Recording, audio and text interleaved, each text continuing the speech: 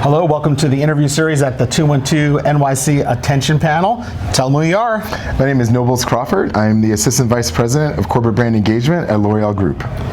Fantastic. We appreciate you joining us. Nobles is also a legendary board member and gala host. He's a bit of a triple threat as well as on the board. And so it's a pleasure to be able to speak with you. Always, my friend. Always. Thank you. So let's dig into it.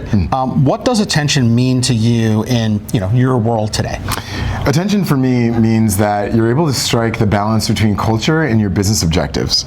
So you're able to find out what the people need and find how your brand or your company works into that story. Great. Let's kind of take it back a little personal stuff. From your childhood, your early adulthood, what do you remember as the first ad that really captured your attention? I don't really know of an ad, but I know of a moment.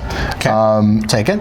So, and this is honestly one of the moments that this is one of the moments that my answer kind of addresses. Jurassic Park, when I was 12, my parents woke me up and brought me to a midnight showing of when they premiered. And I remember being in the movie theater, and as you know, sitting in a movie theater, for folks that still go to the movie theaters, you can't see anyone's faces, but you feel the reactions. You can see the reactions in front of you. And Jurassic Park being so technologically advanced at its time, I remember sitting there and feeling a communal sense in that movie theater. I think I was about 11 or 12 years old. A communal sense in that movie theater of people just being awed, experiencing something together that this movie production company and director brought to us, and technology, they brought that to us. And I took that as a way to run with my career, whereas look, if I can mix technology, culture, and a moment, I can make that happen anywhere I work. And I think about that honestly almost every day.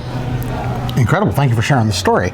Kind of a community attention thing at the Exactly, community attention. I like it. Coined that. Trademark. That's yours, man. Just give me 2% royalties. Whatever you want. You can have it. I'm going to share mine. Yes. And maybe it'll prompt you to remember something. Sure. So for me, for sure, it was that moment when Mean Joe Green in the Coca-Cola ad the jersey to the kid. Hey, kid. I think that kind of was like a whoa. Dude, I love that. It was cinematic. But why?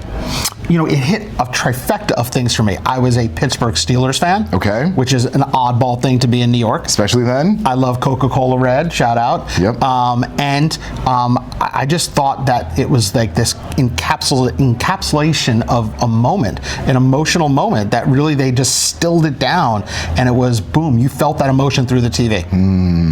Well, that's the thing. The culture, the moment, the culture was football. Shout out to Steelers fans. And he was also a transcendental talent. Correct. So everyone knew who Mean Joe Green was. And then also too, the culture of the moment of football, but the people were ready for that. People are always ready to come together. And the showing that and the unity between, ages and recognition and I see you, I can understand that. I actually think of one. Now I have an ad for you. This was the whole goal. Let us have it. And it's not as deep as yours, but what's up? I couldn't even drink, man. I could not even drink at the time, but that has such a permanent moment in my head. It was catchy. It showed community in the commercial, and as a young man with my friends, my boys, it was we did that for years. Even sometimes it still comes up, and that ad's 30 something years old at this point. And so that's why we should take our industry so seriously, is because the things that we make with the beautiful budgets, or even small, big, whatever you've got budgets, we can make things like that. And that's why our roles in advertising is so important, is because we make culture. We do. We broadcast it, we direct it, we produce it, and that's really important. That's why every day when I wake up and I go to work, it's not just a job for me, it's honestly a passion and a purpose. And this, what we're talking about, is for that reason.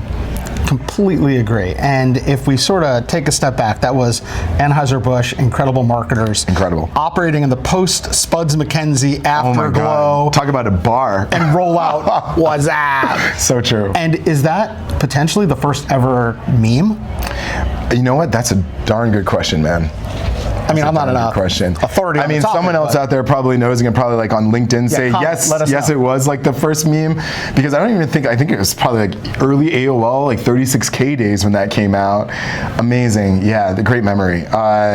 Look, I mean, and that reverberates through history. Like even people that weren't there that didn't see it knows what's up.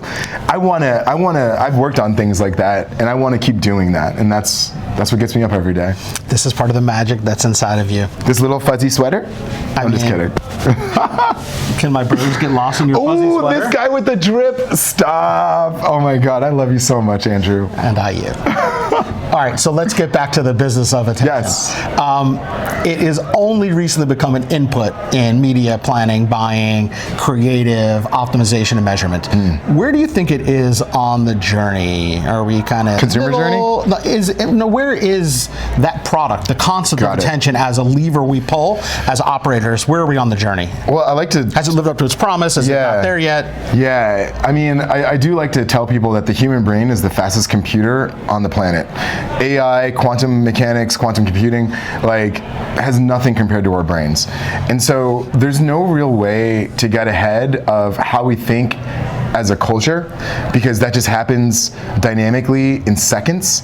But it really matters in terms of how you want to synthesize the data that you're reading, using your living experience as the data set, working with other people through empathy to understand how other people's living experience data set will handle or approach something that you're going to create. And then only if you have that kind of self-awareness and recognition can you make something that actually hits the right note to keep people's attention. And that's what we're going to talk about tonight. And so it's not a perfect science, it's more of an art. But at the same time, it's definitely doable, but it's doable with taking calculated risk. And I'm going to use a buzzword here that's very new now, intentional with how you present your brand to the market.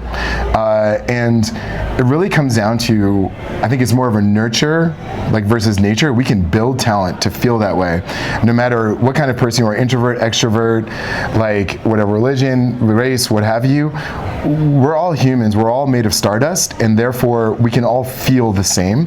And so as long as you can find people that can go on that journey with you, we can push our collective industry journey forward. And there's no time to be stagnant. There's no time to be sitting here. It falls on us to be the ones that move this journey forward. And I think by doing that, you'll be able to. Wonderful. I mean, elongated, amazing answer. I was going to wrap by asking your prediction of where this goes, but you've kind of telegraphed it for us in the last answer. Follow the humans. Follow the humans. That's the prediction. This is Nobles Crawford. It is a pleasure to speak with you. I love you, man. I love you too. Dude, I love talking to you, bro. Yo, you always come through with the zingers. Cool.